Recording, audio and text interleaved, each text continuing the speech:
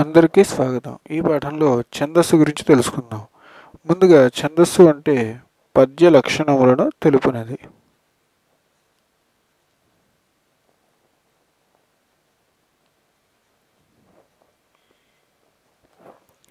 లక్షణములను తెలుపునది. ఇక్కడ పద్య లక్షణములు దేంతో తెలుపుతుంది అంటే పద్య భేదములు,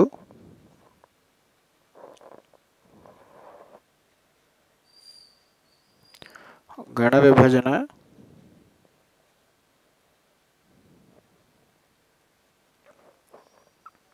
తర్వాత మరికొన్ని ముఖ్యాంశాలు.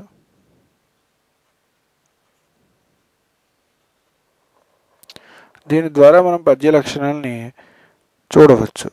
ముందుగా గణ విభజన గురించి తెలుసుకుందాం.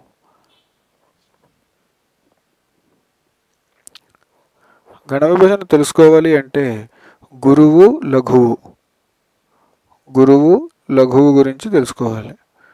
ముందుగా గురువు యొక్క లక్షణాలు ఏమిటి అంటే పద్యాల్లో ఎలా గుర్తించాలి అంటే మొదట దీర్ఘాచ్చులు,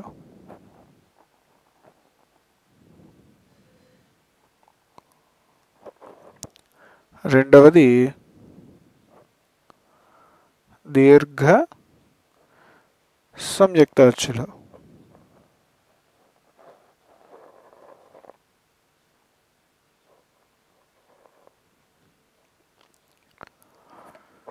మూడవది ద్విత్వాక్షరాలకి ముందున్న అక్షరాలు,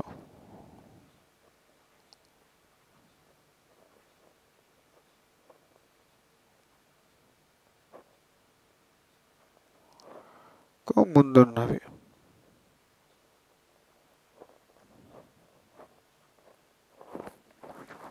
అదేవిధంగా సున్నాతో ఉన్నవి పూర్ణానుస్వరము.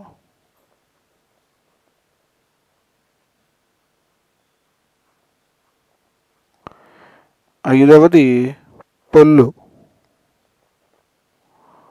పొల్లుతో ఉన్నవి.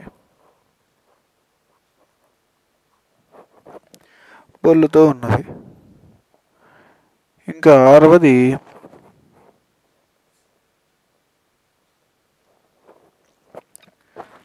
ఆరవది విసర్గ.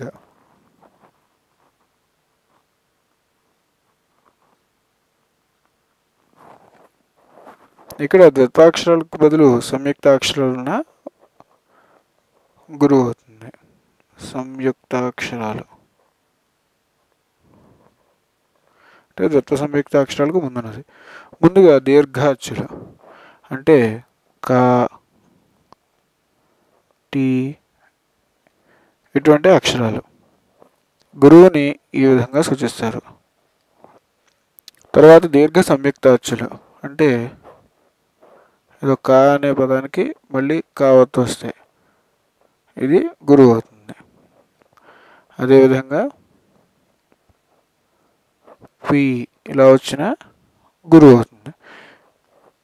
తర్వాత ద్విత్వ సంయుక్తాక్షరాలకి ముందు ఉన్నది అంటే అన్య లేదా అనన్య తీసుకుంటే దీనికి ముందున్నది గురువు అంటే ఇది గురువు అవుతుంది, ఇది లఘువు అవుతుంది. అదేవిధంగా సర్వము అన్నప్పుడు ఇది గురువు అవుతుంది, ఇది లఘువు అవుతుంది.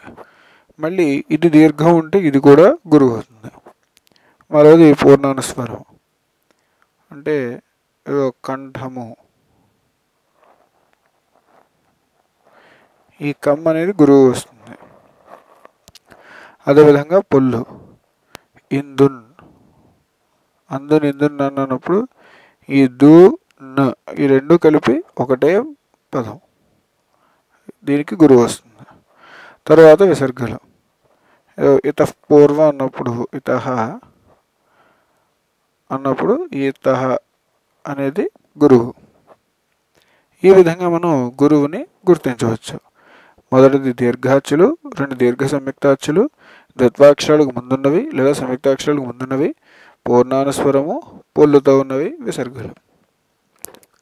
ఇప్పుడు లఘు లక్షణాలు చూద్దాం.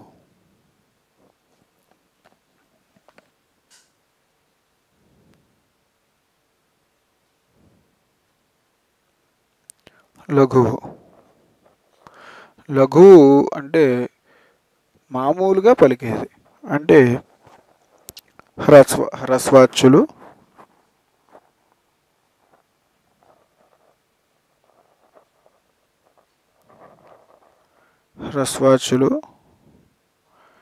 రెండవది హ్రస్వాచ్యులతో కూడిన హల్లులు.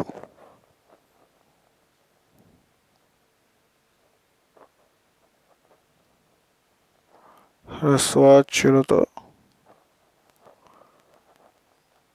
కూడిన హల్లులు.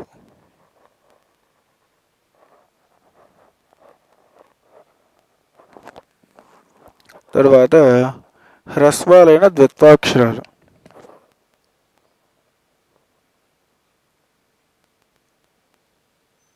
హ్రస్వాలైన ద్విత్వాక్షరములు.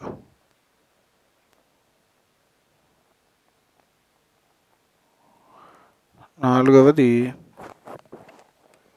తేల్చి పలుకబడేవి, అంటే తేలికగా పలుకబడేవి.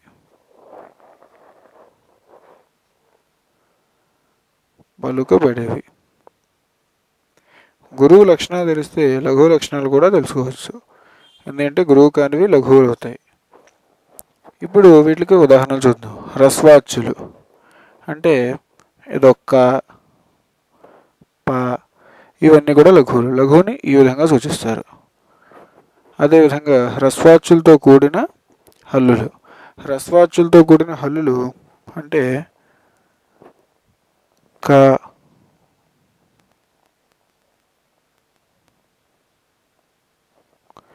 ప,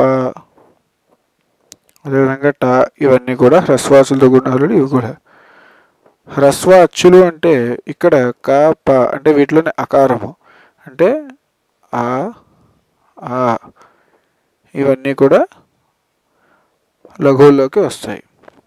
తర్వాత హ్రస్వాలైన ద్విత్వాక్షరాలు.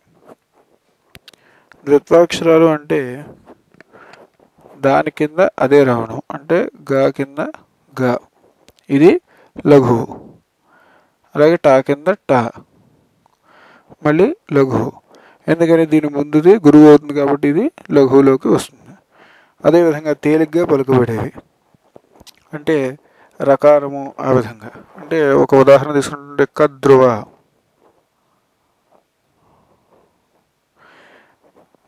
మనకి గురువు లక్షణాలు తెలిసిన విధంగా ఇది గురువు అవ్వాలి, కానీ ఇది లఘువు అవుతుంది. అదేవిధంగా ఇది కూడా లఘువే అవుతుంది.